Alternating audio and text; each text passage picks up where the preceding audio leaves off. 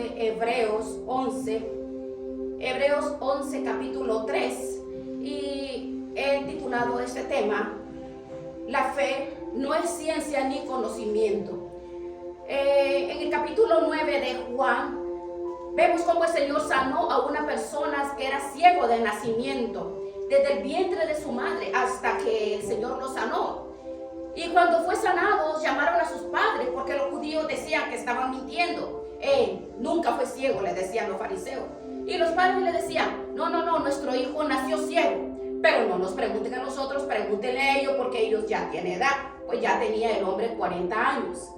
Cuando una persona no conoce al Señor, ni conoce su palabra, puede llegar a cuestionar todo. Por eso hay personas que cuando tú le abres tu corazón y le cuentas lo que Dios ha hecho en tu vida, se rebelan, no te creen, te llevan la contraria o se burlan. No creen porque no conocen a Dios. Porque hay una regla en el camino del Señor: el que es de Dios te va a escuchar, y el que no es de Dios no te va a escuchar. En eso sabemos quién es de Dios y quiénes no son de Dios. Entonces, la fe no es ciencia ni conocimiento. Cuando tú le cuentas a una persona su milagro, lo que Dios ha hecho en tu vida, entonces esa persona se goza contigo, ¿verdad? Porque tiene la misma fe y conocimiento puesto en obra. Pero cuando una persona dice: yo tenía cáncer y me ha sanado, y se burla, es porque no conoce a Dios. Pero al conocer a Dios y su palabra, entonces gloria a Dios, porque sabe, la persona que tiene fe y lo pone por obra, sabe que Dios es poderoso.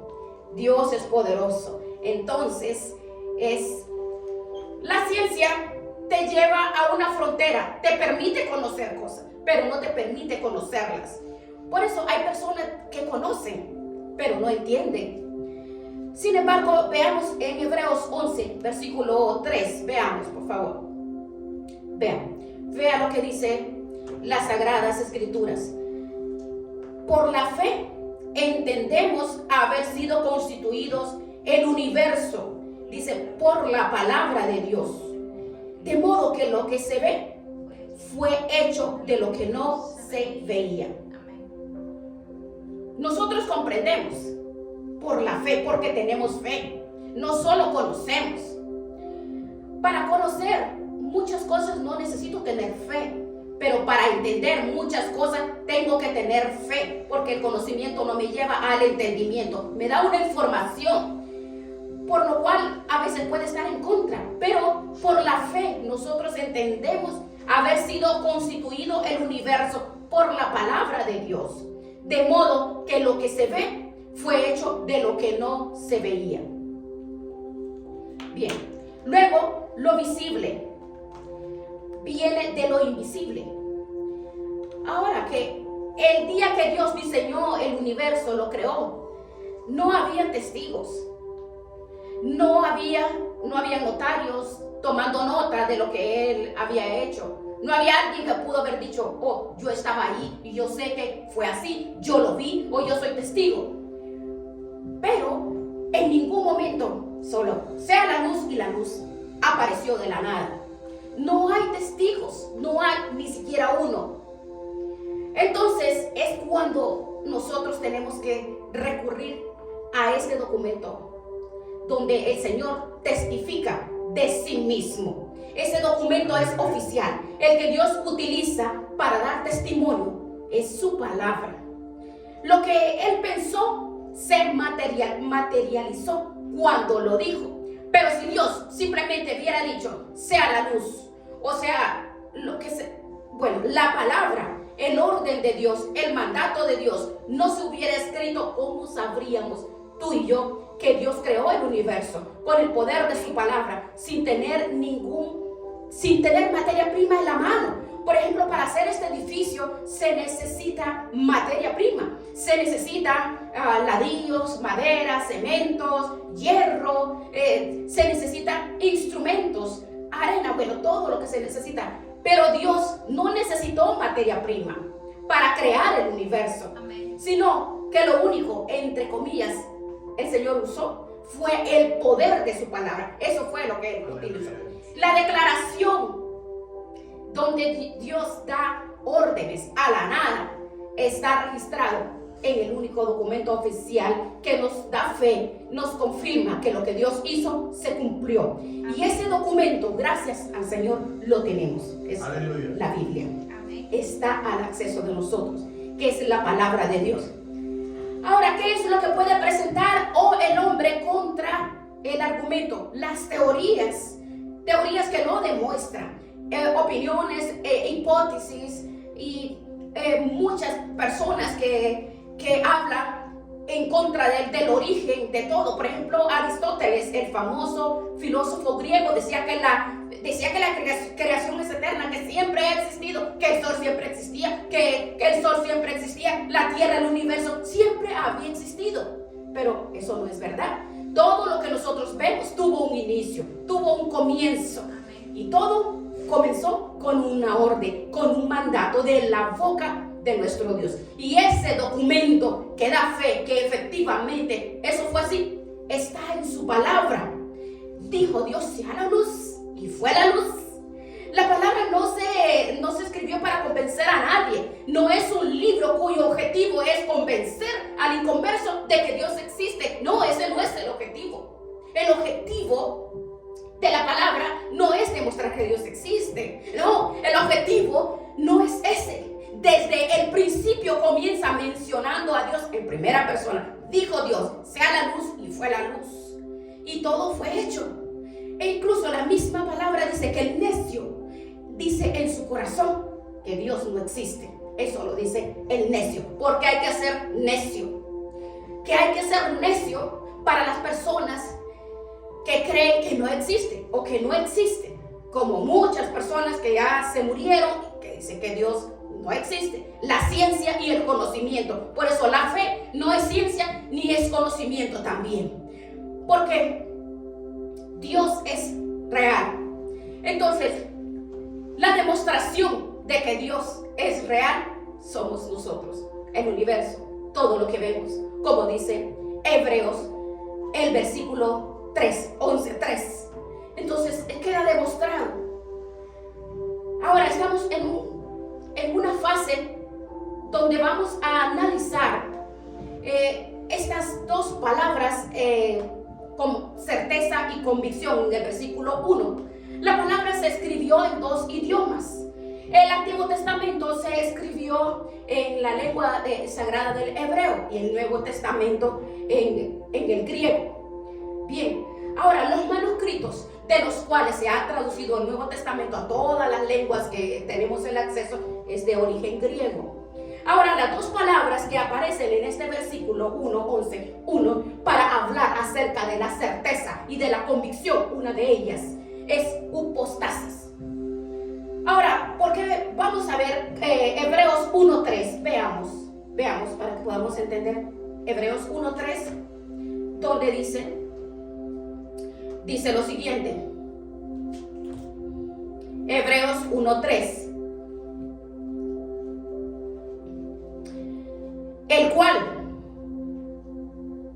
siendo el resplandor de su gloria, vea, y la imagen misma de su sustancia, esa es la palabra que acabo de mencionar, y quien sustenta todas las cosas con la palabra de su poder, habiendo efectuado la purificación de la limpieza de nuestros pecados por medio de sí mismo, se sentó a la diestra de la majestad en las alturas. Amén. Una cosa es que yo diga agua, que todo el mundo conoce esa palabra, y otra cosa es cuando tomamos ese elemento que todos conocemos, sin el cual es imposible la vida, lo analizamos químicamente.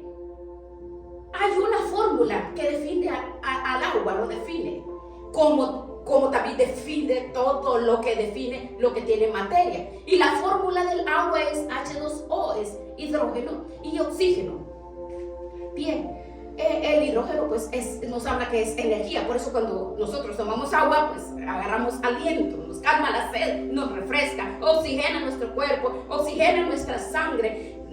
Y no solamente eso, no solo nos oxigena todo nuestro ser, es vida. El agua es vida. Amén. Entonces, analizando este término, el hidrógeno es tan potente, dice que el hidrógeno es capaz de mover toneladas, pero toneladas grandes, muy grandes, en una pequeña cantidad. Bueno, pero es en pequeñas, con esta fórmula de H2O,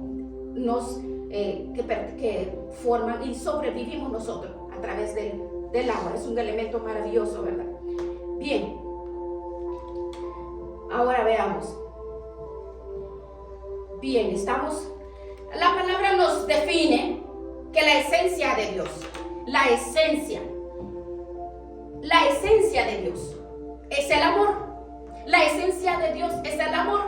Nosotros podemos decir, yo tengo amor, yo tengo paciencia, yo tengo paz, yo tengo conocimiento, yo tengo. Pero estamos hablando aquí hablando con la propiedad que Dios no tiene nada. Dios no tiene amor. Dios es amor. Dios no tiene paz. Dios es paz. Amén. Él es la paz personificada. Por eso el Señor Jesucristo le dijo a sus discípulos, mi paz os dejo, mi paz os doy, porque yo soy el príncipe de paz. La paz que yo tengo, Él me la dio. Pero la paz que Él tiene, ¿quién se la dio? Nadie se la dio, porque Él es la esencia de Dios. Él es Dios. Él es paz, es amor y todo lo que nosotros podamos añadir, ¿verdad? Por eso, nosotros tenemos que pensar muchas veces. Por ejemplo, veamos, ¿cuántas personas usted le escucha decir en cierto momento? La fe viene por oír, y por oír la palabra de Dios. ¿Usted ha escuchado? A lo mejor tú mismo dices, la fe viene por oír, y por oír la palabra de Dios. ¿Sí? Porque la fe no viene. La palabra no dice eso. No dice la fe viene. No viene por el oír. Eso no dice la Escritura. Porque si usted lo compruebe, Romanos 10, 17, lea por favor. Lea Romanos 10, 17. Leamos el versículo como dice. No como yo creo que dice, sino no dice por la fe viene. Cuando mencionamos la palabra equivocada, entonces creemos una falsa expectativa. Si leemos el versículo, dice, Romanos 10, 17, dice, así que la fe es por el oír. Dice que es por el oír. No dice que viene, ¿verdad? ¿Ya escuchó? Ya dice por oír. No dice la fe viene. La fe es por el oír. Por ningún lado se dice que viene, sino que es el oír. Y el oír por la palabra de Dios. El oír por la palabra de Dios. Entonces vemos, Jesús tenía fe cuando oraba por los ciegos, cuando resucitaba a los muertos, cuando limpiaba a los leprosos, cuando limpiaba los panes y los peces, cuando caminaba sobre las aguas, cuando reprendía a los demonios. Él tenía fe, ¿verdad? Aleluya. Jesús es fe. Amén. Porque si tiene, es porque alguien se la dio. Todo lo que uno tiene es porque lo hemos comprado, nos hemos regalado o lo hemos adquirido, alguien. Pero cuando uno es, por eso en hebreo el verbo tener no existe en el verbo tener, hablando de la fe. No dice el yo tengo, nosotros tenemos, él tendrá. Se declina porque en el hebreo no existe. Porque Él es, y Él es el que da. Es nuestro Señor Amén. Jesucristo. Es nuestro Dios. Y quiero decirle que en este texto, Romanos 10, 17, en todos los manuscritos no aparece el nombre de Dios. No se traduce, no se habla, en ningún momento no menciona, solo aparece Cristo. Así que la fe no viene, es por el oír, y por el oír la palabra de Cristo. Eso dice en el griego original. No hay ningún manuscrito donde aparece la palabra Dios. ¿Por qué? Porque Dios es Cristo, ¿verdad?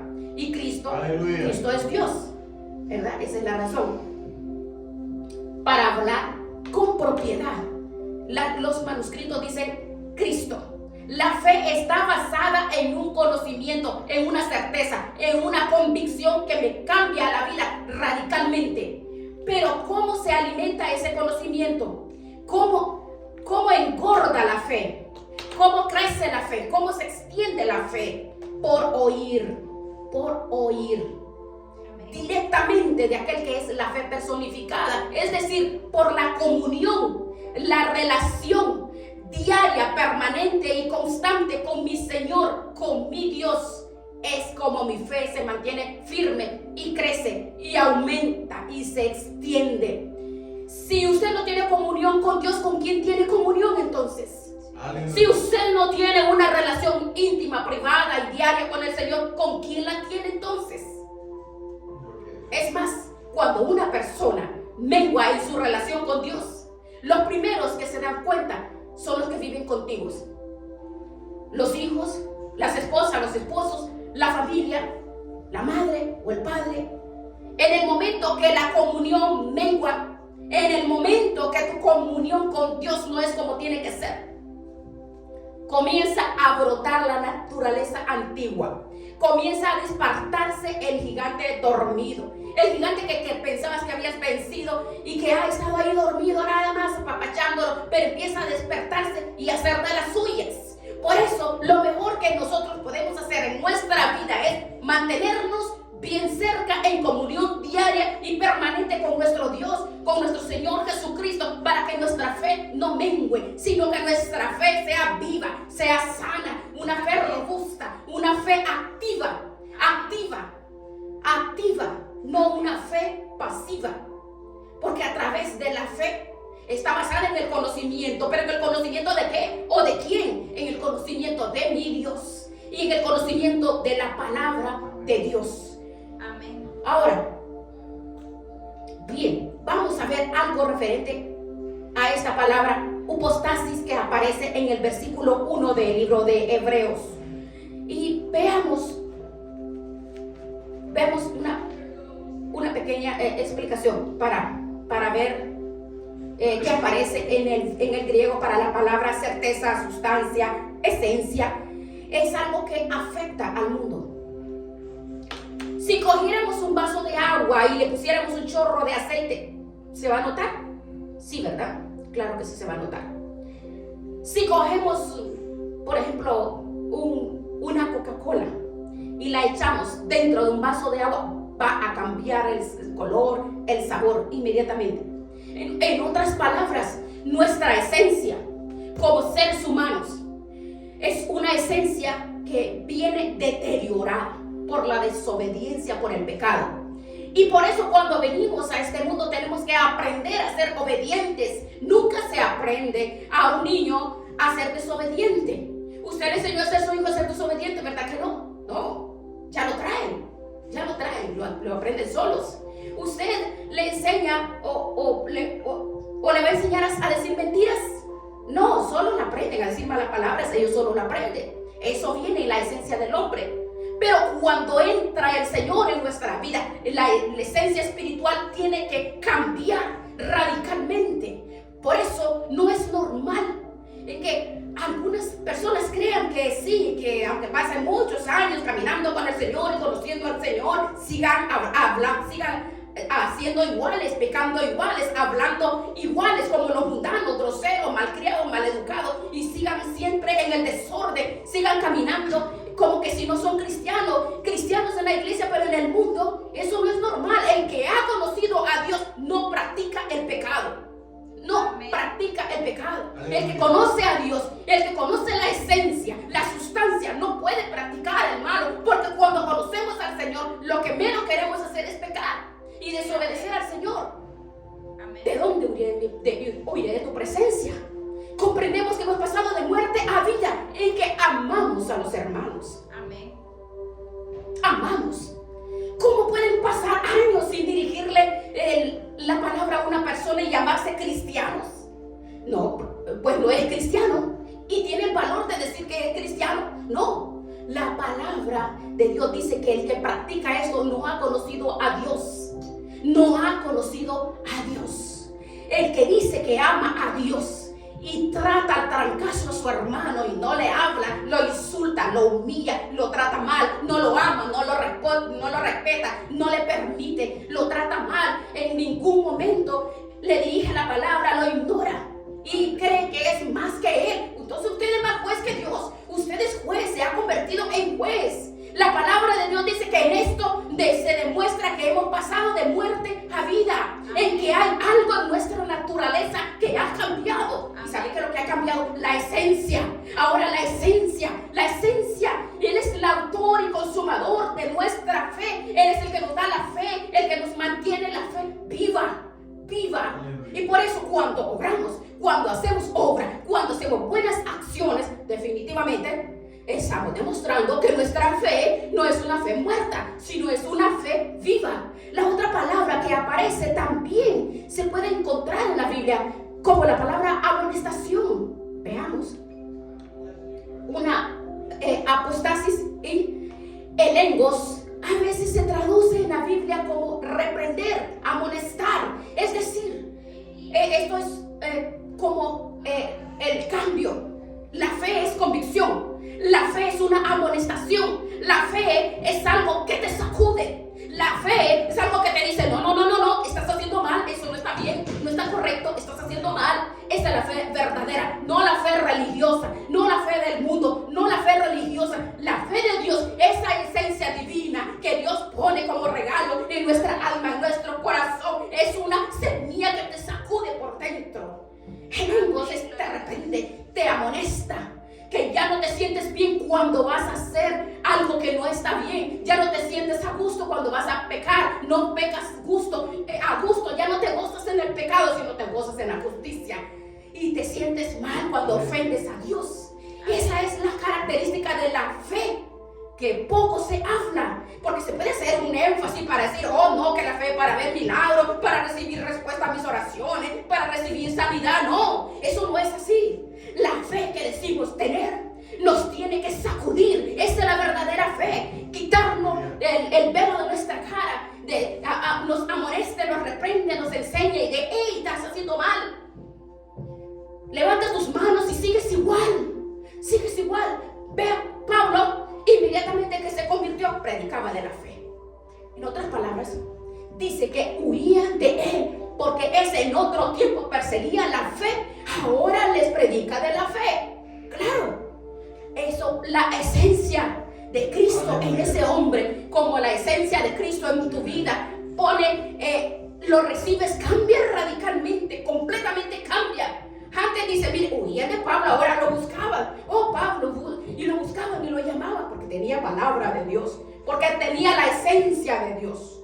Tenía la esencia. La esencia atrae, es como un imán, atrae al conocimiento de la verdad. Vean la mujer samaritana. La mujer samaritana, la de Juan 4, la conocemos. ¿A qué hora fue a buscar agua? A las 3 de la tarde. ¿Cómo se le ocurrió a las 3 de la tarde? ¿Por qué? Porque a esa hora en Israel es un calor terrible. Pues a nadie se le ocurriría ir a esa hora, pero a esa hora fue porque nadie la iba a ver. Porque era una mujer de mala reputación. Era una mujer que había destrozado muchos hogares. Aleluya. Era una mujer que había robado muchos maridos a otras mujeres casadas. Entonces ella iba a esas horas. ¿Por qué llegaba?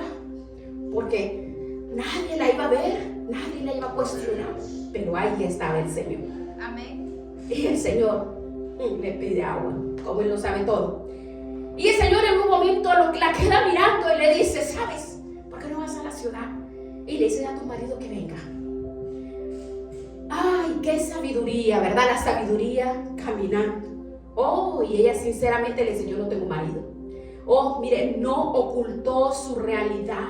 Amén. Dice la palabra que el que encubre su pecado no prosperará. Sí, amén. Aleluya. Muy buena respuesta, mujer, le dijo. Has dicho lo correcto, no tengo marido, pero te recuerdo que ya has tenido 5 maridos, y el que tienes ahora tampoco es tu marido. Y ahí, pues ya iba con 6, y ninguno de los 6 era su marido. Entonces la mujer se queda sorprendida. se va a la ciudad.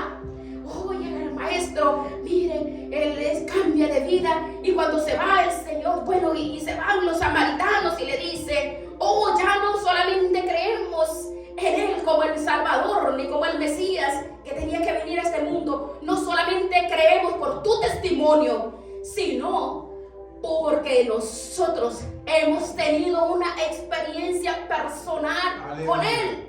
Ahora nosotros tenemos una fe personal en Él. Una fe que no solamente depende de tus testimonios, sino que una fe que nosotros tenemos porque le hemos conocido personalmente. Y esa es la fe verdadera, la fe activa en la que tú y yo tenemos que ejercer. La mujer salió a predicar, Pablo salió a predicar, a enseñar. ¿Y nosotros qué estamos haciendo? Bien aplastados, ¿verdad? Aleluya. Engordando como marranos. Come. ¿Le pasaba a usted que la gente que come, se engordan y si ya después de gordos no pueden ni caminar?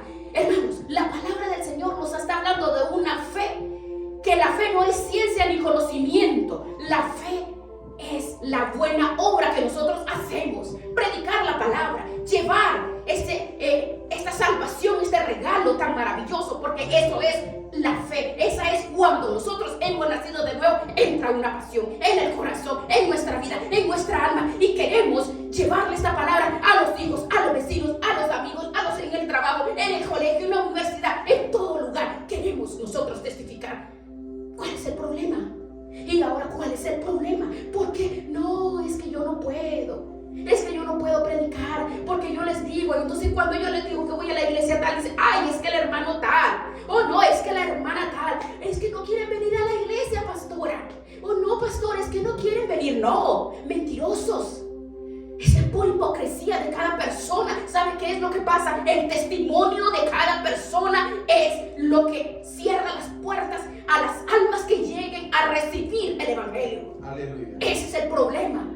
Por eso estamos viendo detenidamente, la fe no es ciencia ni tampoco conocimiento, porque la fe no es una argolla que la vamos a colgar. Soy cristiano, soy cristiana, voy a la iglesia, vengo el sábado, vengo el domingo, o vengo solo los domingos. No, hermanos, no nos equivoquemos. Tenemos nosotros una labor grande y poderosa. La labor grande y poderosa empieza, dice, y llevaremos este evangelio a todo lugar, primeramente a nuestras casas, afuera, dice, por todo el mundo, por todo lugar, y nosotros estamos también ejercitando esta obra, no estamos poniendo en obra. ¿Por qué no lo estamos haciendo? Porque el testimonio no es real, no hay un nacimiento verdadero, y ese es el problema en el cual la iglesia se está enfrentando. Aleluya. Mire, es muy importante que tengamos una fe basada en el conocimiento. Claro, es importante que eso le da solidez a mi fe, pero también el paso siguiente es una experiencia personal con el Dios de la palabra, porque si no, solo vas a conocer la palabra de Dios y no vas a conocer el Dios de la palabra, que eso es lo que a mucha gente le pasa. Hay muchas personas que estudian en seminarios, eruditos, religiosos, muy preparados, con mucho abolengo, mucho conocimiento, muchos títulos, muchos diplomas. Ay, mire, por ejemplo, los fariseos, hombres preparadísimos, doctores, eminencias, son tremendos, se saben libros enteros y cuánto conocimiento, cuánto conocimiento tienen. Pero ¿de qué sirve? ¿De qué sirve? La fe no es conocer, solo conocer. Es necesario conocer, pero hay que conocer el Dios de la palabra. No es que conocer la palabra, porque si conocen el Dios de la palabra, nunca hubieran crucificado al Hijo, a Jesucristo, ni lo hubieran rechazado como lo hicieron. Pero el conocimiento por sí mismo no es suficiente. ¿Por qué? Porque no hay nada peor que pecar después de haber conocido, después de haber recibido el conocimiento y seguir pecando. Ahora, la fe tiene un ingrediente muy importante y te ayuda a cambiar lo natural por el poder de la fe del mundo espiritual. Es decir, hay varios pasajes, por ejemplo, veamos, hay personas que aceptan cosas en la vida como con cierta resignación, como diciendo, oh, bueno, a mí me ha tocado esto en la vida. Esa es la cruz, dicen algunos, que me ha tocado a mí llevar. Ok, bien. En la palabra nos habla cuando David, cuando no era rey, cuando era nada, recibe el encargo de su padre para que vaya al campo de batalla donde estaban todos sus hermanos mayores para que fuera a ver cómo estaba. Si se acuerda de ese pasaje. Dice la palabra que cuando llegó al campamento y habló con sus hermanos y les llevó la comida que llevaba de parte de su padre para ellos, él se dio cuenta que en el campamento había un ambiente extraño. Allí no se respiraba fe por ninguna parte. Allí había temor, había miedo. Y él pregunta, ¿qué es lo que está pasando? Porque yo noto que aquí hay un ambiente raro, donde no está la presencia de Dios. Porque dice la Biblia que el amor echa fuera el temor. Y había mucho temor por todas partes, empezando por el rey hasta el último de todo el ejército. Y le informan que había un paladín, que había un gigante enorme llamado Goliat, que lleva 40 días asustándolos, amedretándolos a todas las tropas, a todos ellos. Aleluya. Entonces dice al rey Saúl, yo voy a ir y voy a luchar contra ese hombre. Y todo Israel sabrá hoy que el Dios de Israel es el Dios vivo y verdadero. Y recibió todo tipo de oposición. Primeramente por sus propios hermanos. Segundo, el rey intenta ponerle la armadura que ni siquiera a él le servía, mucho peor a él. En otras palabras, intentan con armas naturales dotar, capacitar a David para una batalla que ni ellos mismos todos juntos serían capaces de vencer al gigante Goliat. Pero David les dice una palabra extraordinaria al pueblo y después al gigante. Le dijo, primeramente, a todos los soldados, incluyendo al rey Saúl, yo no voy a él con espada ni con jabalina, porque esta guerra, él había discernido que no era una guerra cuerpo a cuerpo como tantas que libró antes de que fuera rey, sino que era una guerra que tenía una connotación diferente. Y ustedes, le dijo, no han sabido discernir el espíritu que hay detrás de este hombre. Ustedes miren a Goliat, pero yo me doy cuenta que detrás de Goliat hay demonios. Detrás de Goliat hay fuerzas demoníacas que lo único que intentan es frenarnos, humillarnos e impedir que seamos un pueblo feliz, un pueblo vivo y victorioso. Y por eso yo no me voy a ir con una espada, ni con una lanza, ni con jabalina, porque en este momento esta guerra no se gana así. Mañana, cuando sea rey, iré con espada, con lanza, con jabalina, pero hoy precisamente digo, estas armas no sirven, no sirven. Voy a utilizar un arma que ustedes lamentablemente no conocen. Y van a ver ustedes qué tremendo resultado va a producir en el mundo natural. Y es que yo voy a ir, dijo, en el nombre del Dios de Israel. Aleluya. Oh, se quedaron sorprendidos, porque esa forma de hablar era extraña para ellos. Era una forma desconocida, por eso estaban sorprendidos todos. Porque uno tiene fe hasta que tú pierdes el control. Y la fe, la verdadera fe, empieza a funcionar cuando pierdes el control. ¿Sí entienden? La verdadera fe empieza a funcionar cuando tus recursos se acaban. Mientras tienes dinero en el banco, estás tranquilo. Mientras tienes trabajo, no hay problema. Mientras tienes salud, no pasa nada. Pero se te acaba el dinero, comienzas a tener problemas de salud, pierdes el trabajo, te quitan cuantas cosas, que te quitan la falsa seguridad que tienes, y es ahí donde funciona la fe. Ahí es donde empieza a funcionar la fe. Fe no es llenar el depósito llenar el carro de gasolina, ir y venir, no, eso todo el mundo lo hace. Fe sería, pues en todo caso, como un poquito de gas, ir con un poquito que corra quizás unos 2 kilómetros y corra 10, eso sí es fe. Allí sí. Fe no es moverme por lo que yo tengo, fe es moverme por lo que yo soy. Y mientras tú te muevas por lo que tienes, tú no estás demostrando tener fe. Pero cuando tú te mueves no por tus recursos naturales, sino con los recursos divinos, allí sí se demuestra quién tiene fe y quién no tiene fe. Y dijo David, yo voy a ir sin casco,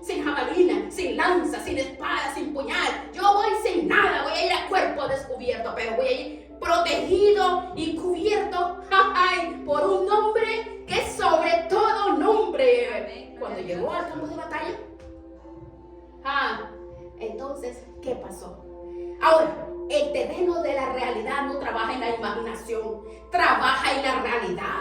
Oh, es muy bonito. Sí, es muy bonito que le digan, sí, pero vete al campo de batalla y demuéstralo. Es ahí donde tienes que demostrar. Oh, es bonito decir, yo soy la resurrección y la vida, el que esté muerto, el que vivirá, el que tenga a Jesucristo. Pues todos lo decimos, eso es fácil decirlo. Ahora tienes que pasar el examen. Ve al cementerio y saca al muerto, sácalo.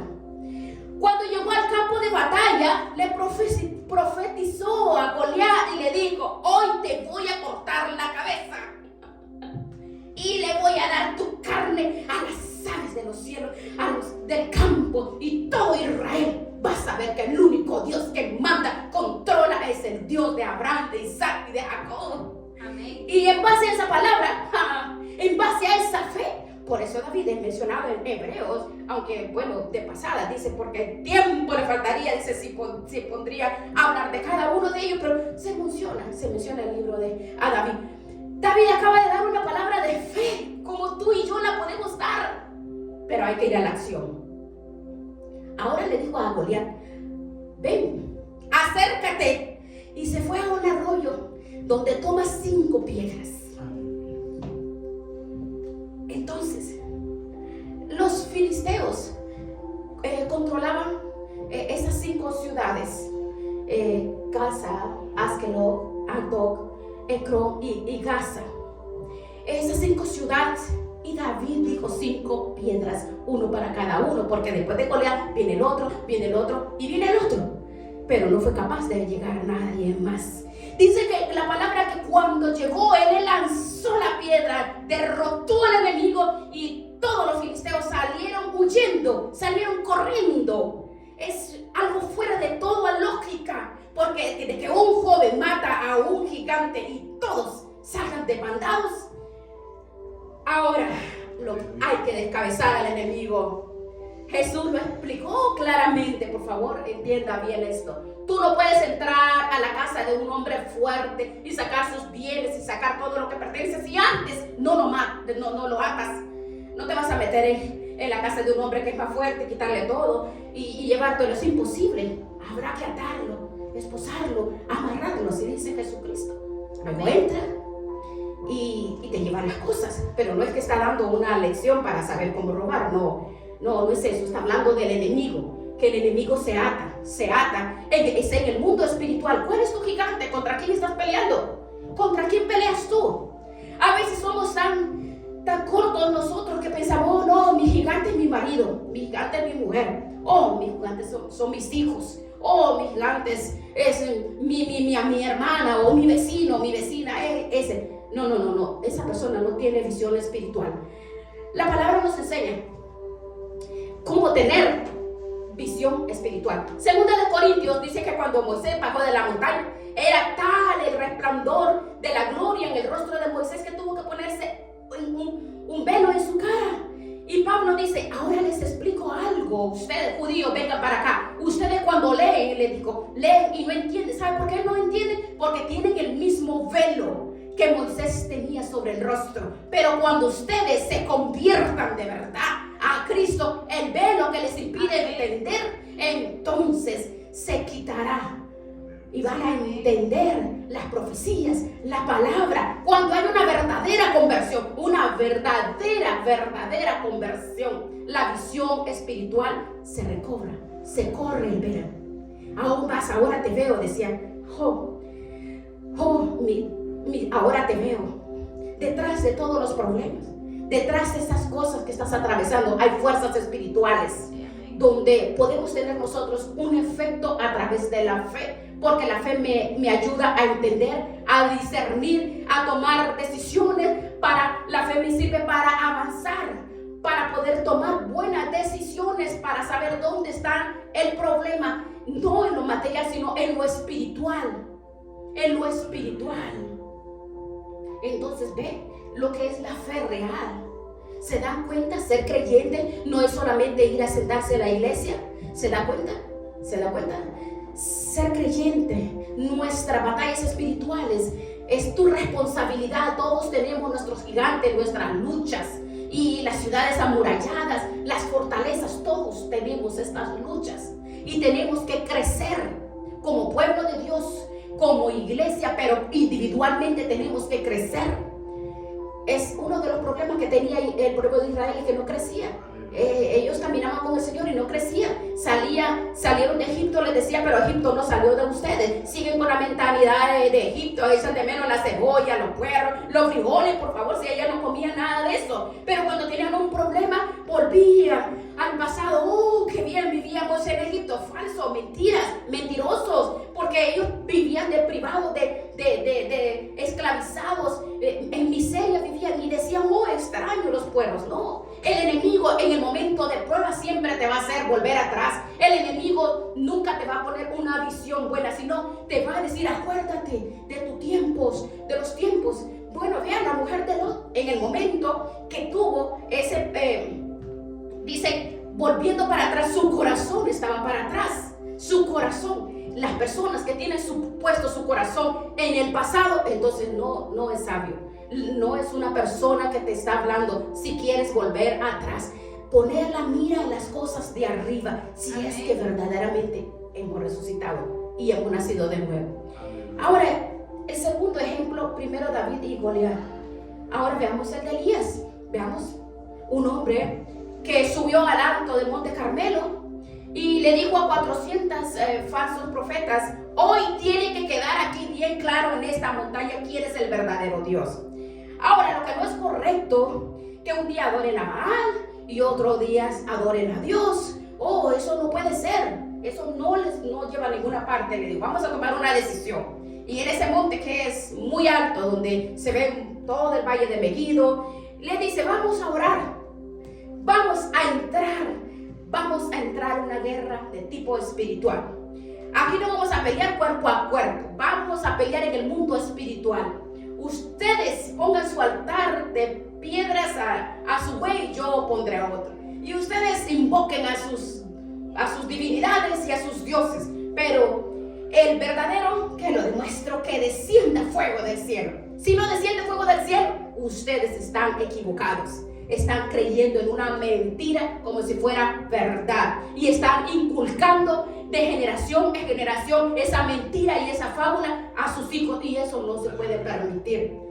Y después dijo Elías, voy a invocar a mi Dios. Y si mi Dios me responde por fuego y quema todo ese altar, entonces queda claro que vosotros están adorando un Dios falso y el mío es verdadero. Amén.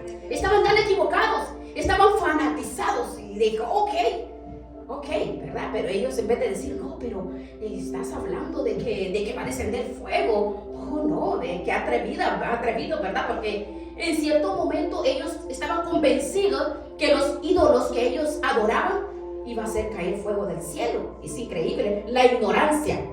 Es increíble cómo las personas pueden dar la vida por una mentira y muriendo por una verdad. Esa era la fe de ellos, fe religiosa. La fe religiosa es peligrosa. La fe religiosa puede llevarte a cometer muchos errores, muchas barbaridades.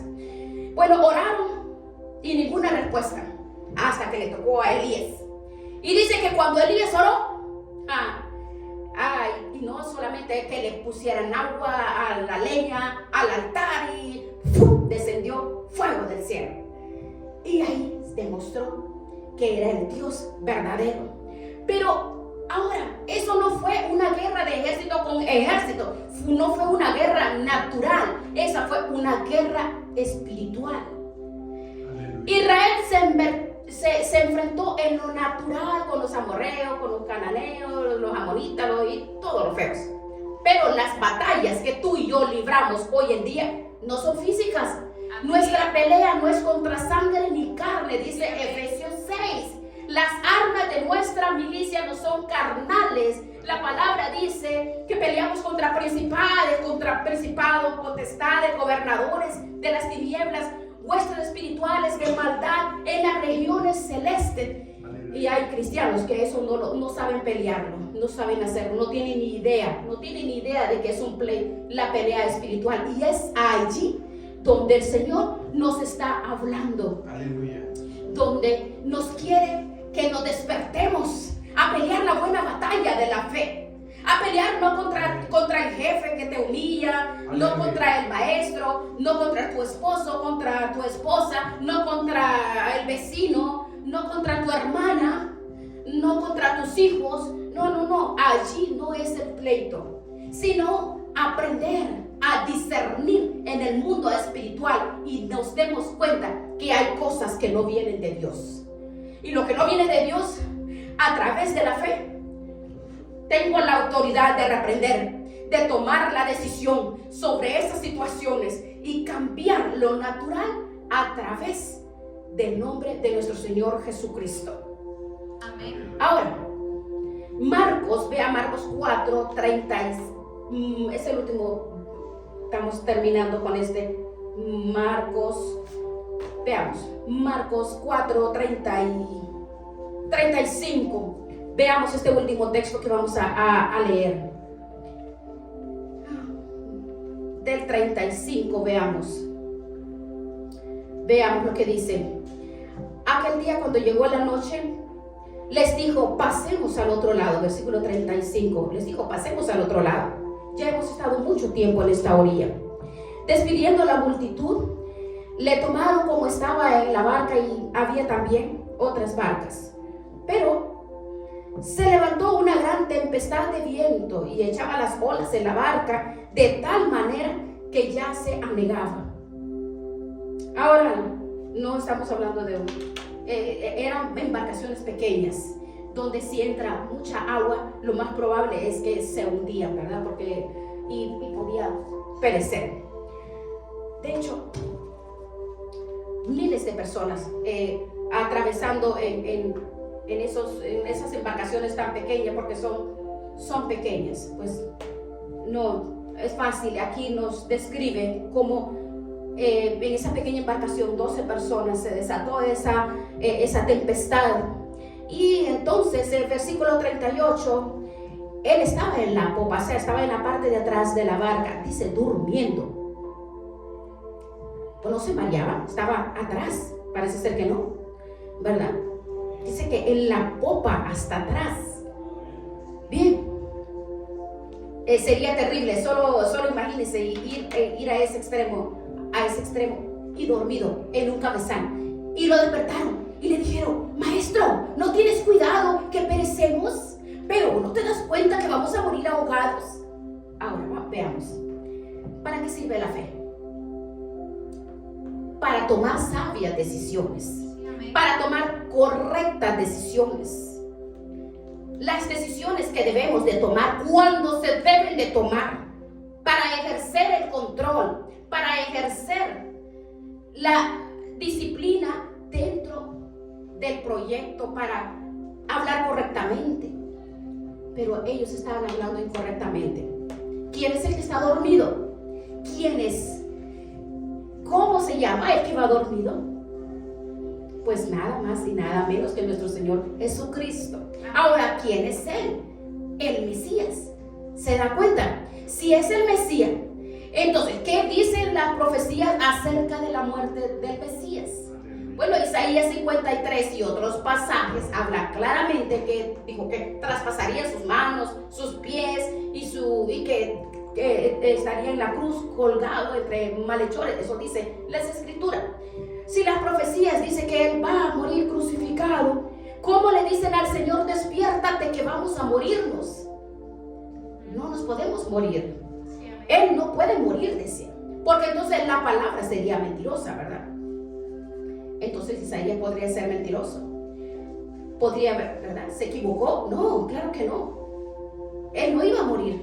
¿Por qué estaba dormido? Aleluya. Porque él sabía que por mucha agua que entrara, él no iba a morir ahogado. Entonces, si vemos, no es lo mismo como tener la fe, la convicción de la fe, la seguridad y la certeza de lo que uno cree, de lo que uno sabe. Entonces, Jesús sabía que él no iba a morir ahí ahogado. Entonces, la palabra, aquí encontramos que así como reprendió a los demonios tomó autoridad de lo natural. Aleluya. Por el poder del mundo espiritual, reprendió al viento y a la mar y le dijo: cállate, enmudece. Porque estamos hablando del mundo espiritual. Cesó el viento, todo se calmó y les dijo: ¿por qué están así amedrentados? ¿Por qué tienen miedo? ¿Es que no tienen fe ustedes? ¿Ve cómo les reclama? Les reprochó. Yo no sé qué tienen ustedes, pero en ese momento ustedes me han demostrado que son incrédulos. Temieron con gran temor. Y uno a otro se decía: ¿quién es este que aún el viento y el mar le obedecen? ¿Verdad? Si nosotros conocemos a Dios, no vamos a entrar en el terreno de la desesperación. No nos vamos a desesperar. Aleluya. No vamos a tener duda. No vamos a tener miedo. No va a haber temor. Porque cuando tenemos la convicción, pase lo que pase, venga lo que venga, y diga lo que diga, tú dirás: yo sé en quién he creído. En quién he creído. Ahora, ¿de dónde viene ese conocimiento? De la palabra. Cuando la palabra la guardo en mi corazón, lo atesoro en mi corazón y lo pongo en obra, entonces esa es la fe sana. Porque la palabra se vuelve vida. La palabra me da ánimo, me da fe, me da seguridad, me da confianza y tenemos la esperanza. Por eso, aunque ocurran cosas terribles, si el Señor te ha dado una palabra específica, si el Señor nos ha dado el regalo de su palabra, de este documento oficial, no tenemos que tener miedo de nada ni de nadie, porque nosotros vamos a estar aquí hasta cuando Él diga, pero no debemos de estar aquí en este mundo de cualquier forma. No tenemos que estar aquí en una resignación ridícula y aceptando cosas que no vienen de Dios, como creyendo que son de Dios. No, Dios quiere lo mejor para nosotros. Él quiere bendiciones para nuestras vidas. Él quiere abrirnos las puertas, quiere ayudarnos, levantarnos. No quiere que estés amargado, amargada. No quiere que estés con dudas, que estés incómodo, que estés insatisfecho. Dios quiere llenarnos de paz, de victoria, de su presencia. Y cuando eso no está, entonces decir: en el nombre de Jesús no acepto la duda, no acepto la derrota, no acepto el desánimo, no acepto la duda. Los de la calle, los que tienen la fe en la religión y en cualquier cosa, o en la gente o en sus posesiones, eso. Pero nosotros que tenemos esa fe, que sabemos que Él está con nosotros todos los días. Entonces debemos recordar que este libro de Hebreos capítulo 11, usted puede ver por qué Abel hizo lo que hizo, por qué no murió, por qué Abraham salió sin saber a dónde iba, por qué Sara, fuera de toda posibilidad humana, fue madre, por qué Isaac, un hombre con, imagínense, de 40 años: si me vas a matar, me vas a matar, porque ellos ejercían la fe. Porque la fe les llegaba a ser leales al llamado, leales y fieles al llamamiento. ¿Sabe que todos, cada uno de nosotros tenemos que ser fieles, leales al conocimiento y al llamado? Porque una cosa es tener fe y otra cosa es vivir de acuerdo a la fe que digo tener.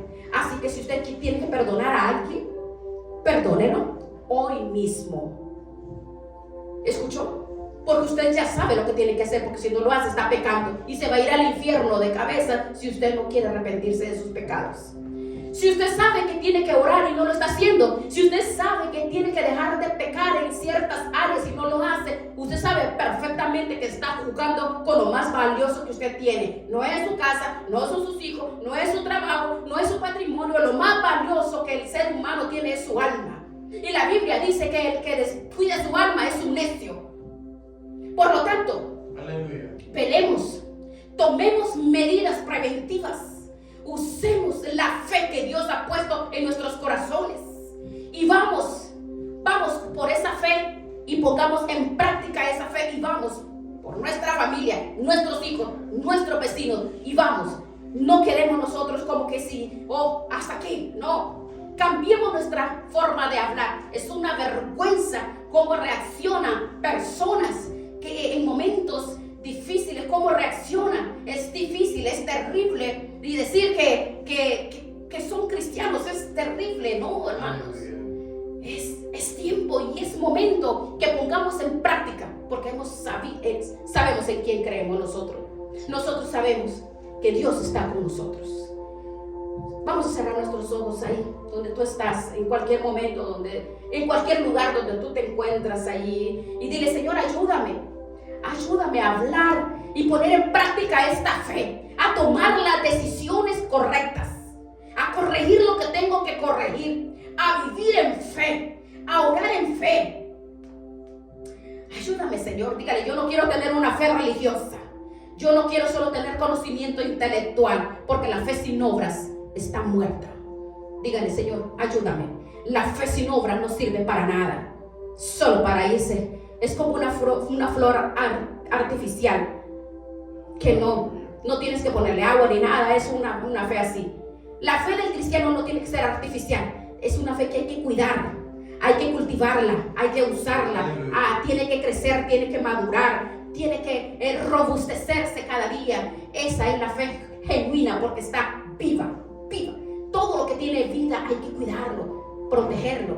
Por eso, Señor, te pedimos que nos ayudes a entender que la fe es algo vivo, no es nada abstracto, que no sabemos ni qué hacemos ni qué decimos, sino la fe es vivir tu vida, tu presencia en mi vida.